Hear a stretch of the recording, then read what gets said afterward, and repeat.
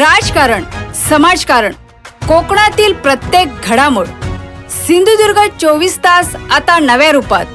सिंधुदुर्ग संवाद, ताज्या घडामोडींसाठी आताच सबस्क्राइब करा. ओसरगाव टोल नाक्यावर सिंधुदुर्ग जिल्ह्यातील वाहनधारकांसाठी दिलासादायक निर्णय झाला आहे.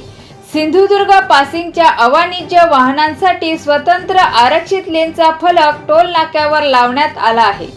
पालकमंत्री नितेश राणे यांनी जाहीर केलेल्या टोल सवलतीच्या अंमलबजावणीबाबतची चर्चा आता संपुष्टात आली आहे. या स्वतंत्र लेनमुळे जिल्हावासियांना टोल नाक्यावर अधिक सोयीस्कर सुविधा मिळणार आहेत. ओसरगाव टोल नाक्यावर नेमकी काय व्यवस्था करण्यात आली आहे पाहूया.